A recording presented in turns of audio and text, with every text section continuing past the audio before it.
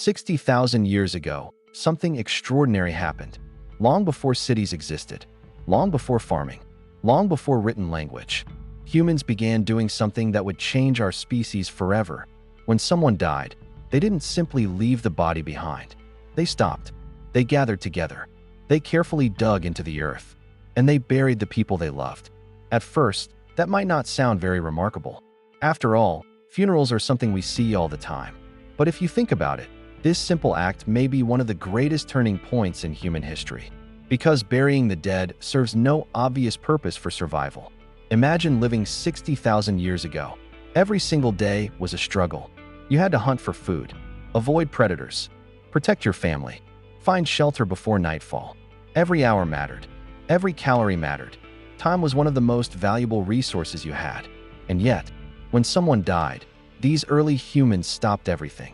Instead of moving on, they spent hours digging into hard ground using nothing but stone tools, pieces of wood, or even their bare hands. That required energy. It required cooperation. And most importantly, it required intention. Why would a group struggling just to survive spend precious time caring for someone who could no longer help them? That's the mystery archaeologists have been trying to answer for decades. Across Europe, the Middle East, and parts of Asia, researchers have uncovered graves dating back tens of thousands of years. Inside them, they didn't just find bones. They found carefully arranged bodies, stone tools, animal teeth, weapons, pieces of red pigment, and in one of the most famous discoveries ever made, even traces of flowers. None of those objects ended up there by accident. Someone deliberately placed them beside the dead. Someone believed those objects mattered. But why? Why give a spear to someone who would never hunt again? Why leave valuable tools behind instead of passing them to another member of the tribe? And why place flowers beside a body in a world where every resource was precious? The answer may reveal the exact moment humans became something more than survivors. Because most animals react to death very differently. Some species briefly investigate the body. Some stay nearby for a short time. A few, like elephants or chimpanzees, appear to grieve in their own way. But eventually, nature moves on. Humans didn't. Instead, they remembered. And that tiny difference may have changed everything. The oldest graves suggest that our ancestors weren't just responding to death. They were trying to understand it. For the first time in history, humans may have realized that a life could end, but its meaning didn't have to. That idea would eventually shape every civilization that followed. But here's where the story becomes even more surprising. For many years, scientists believed only our own species, Homo sapiens, was capable of burying the dead. Then archaeology uncovered evidence that challenged everything we thought we knew. And the discovery came from a human species that wasn't us. For decades, scientists believed that only modern humans were capable of intentionally burying their dead. It seemed like the kind of behavior that required advanced thinking, deep emotions, and symbolic understanding. In other words, something that separated Homo sapiens from every other species. But then, one discovery after another began to challenge that idea.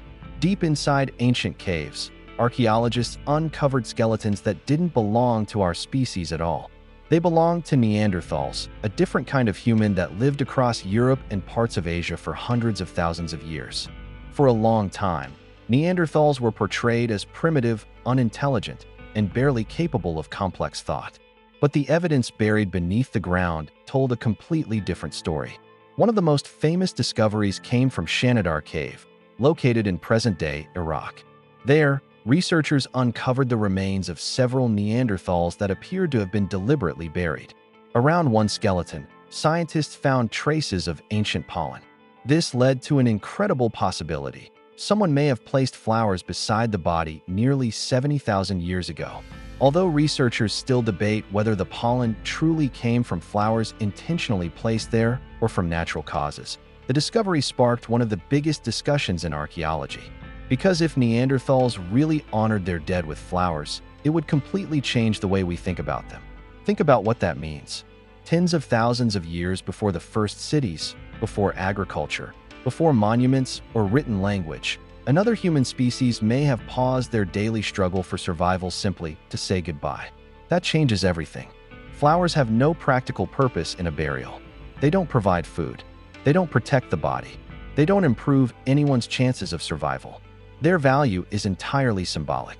And symbolism is one of the defining characteristics of the human mind. Shanidar wasn't the only discovery. Across Europe and the Middle East, archaeologists have uncovered more ancient burials that appear to show the same pattern. Bodies placed carefully inside shallow graves, limbs positioned deliberately instead of randomly, stone tools resting beside the deceased, animal bones, pigments, personal objects. None of these discoveries prove exactly what ancient humans believed. We can't know what they were thinking. Thoughts don't fossilize. Beliefs don't leave fingerprints. But actions do. And the actions repeated across thousands of years suggest that these burials were far more than simple ways of disposing of a body. They were acts of intention. Every grave required effort. Without metal tools, digging through frozen soil or packed earth could take hours. Every person involved spent valuable time and energy on someone who could no longer hunt, gather food, or protect the group. From a purely evolutionary perspective, it seems inefficient. Unless something even more important was happening. Unless those ancient humans had begun to value each other for reasons that went beyond survival alone. And if that's true, then the first burials weren't just about death. They were about the birth of something entirely new. Compassion, memory, identity. The realization that every human life continued to matter, even after it had ended. And that realization may have been one of the most important moments in the entire history of our species. But perhaps we're asking the wrong question. For years, scientists tried to understand why ancient humans buried their dead. Why spend precious time digging graves when every day was a struggle just to stay alive? Why sacrifice energy, food, and valuable tools for someone who could no longer contribute to the group? The more archaeologists studied these ancient burials, the more they realized something remarkable. Maybe burial wasn't a response to death. Maybe it was evidence of a completely new way of thinking. Think about what happens when you bury someone. You don't simply remove a body from your camp. You choose a specific place. You dig carefully. You position the body. Sometimes you place meaningful objects beside them. Sometimes you return to that place again. None of those actions improve your chances of survival. They're symbolic. And symbolic thinking may be the single greatest leap in human evolution. The moment humans began assigning meaning to objects, places, and actions, everything changed. A pile of stones was no longer just a pile of stones. It became a grave. A flower was no longer just a flower.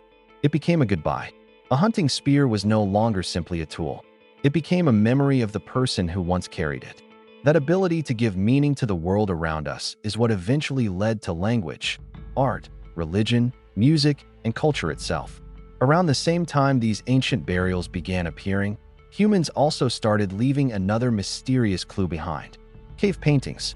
Deep inside caves across Europe, our ancestors painted animals, hunting scenes, handprints, and strange symbols on stone walls. At first glance, cave art and burials may seem completely unrelated, but many anthropologists believe they are connected by the same extraordinary ability: imagination. For the first time, humans weren't just reacting to the world. They were creating ideas that existed only inside their minds. Ideas that could be shared with others. Ideas that could survive long after the person who created them was gone. That's what makes a burial so extraordinary. It isn't really about the person who died. It's about the people who remained. A grave is a message. It says, this person mattered. It says, we remember. It says, their story isn't over as long as someone is still thinking about them. No other discovery tells us more about the emotional lives of our ancestors than this. Stone tools tell us they were intelligent. Fire tells us they were resourceful. Weapons tell us they could hunt. But graves tell us something much deeper. They tell us they could love. They could mourn. They could remember. And perhaps, for the very first time, they began asking the same question that every civilization has asked ever since. What happens after death? No one knows how those ancient humans answered that question. Maybe they believed in another world. Maybe they believed the spirit continued its journey. Or maybe they simply couldn't bear the thought that someone they loved would disappear without a trace. Whatever the answer was, it changed humanity forever. Because from that moment on, humans were no longer living only for today. They had begun thinking about yesterday and tomorrow. As we uncover these ancient graves today, it's easy to focus on the artifacts, the stone tools, the pigments, the bones. the carefully arranged objects that survive for tens of thousands of years. But those aren't the most important discoveries. The most important discovery is invisible. It's the realization that the people who dug those graves experienced emotions that are still deeply familiar to us today. They loved, they lost, they grieved, and they refused to let the people they cared about simply disappear. That may be one of the oldest traditions our species has ever preserved. Long before governments, long before money, long before nations, long before history itself, generation after generation, humans continued to stop when someone they loved died. Civilizations rose and fell. Ice ages came and went. Languages appeared and disappeared. Entire empires vanished. But one behavior remained almost unchanged. We remembered. Every culture eventually created its own way of saying goodbye. Some built pyramids. Some raised stone monuments. Some carved names into rock. Some planted flowers. Others gathered in silence. The rituals became different, but the purpose stayed exactly the same. To honor a life, to comfort the living, and to keep a memory alive. Perhaps that's why archaeologists become so fascinated whenever they discover another ancient burial. They're not simply studying death. They're witnessing one of the first moments when humans behaved in a way that feels unmistakably human. A sharpened spear tells us our ancestors knew how to survive. A campfire tells us they learned to control nature. A cave painting tells us they could imagine. But a grave tells us something even more extraordinary. It tells us they cared. Enough to stop hunting. Enough to spend precious energy. Enough to sacrifice valuable resources. Enough to remember. That simple decision may have changed the course of human history forever. Because the moment we began caring about those who were gone, we also began caring more deeply about those who were still here. Compassion strengthened families. Families strengthened communities. Communities became villages. Villages became civilizations. In many ways, one of the foundations of civilization wasn't built with stone. It was built with empathy. So the next time you walk through a cemetery, attend a funeral, or leave flowers beside someone you've lost, remember this. You're taking part in a tradition that began more than 60,000 years ago.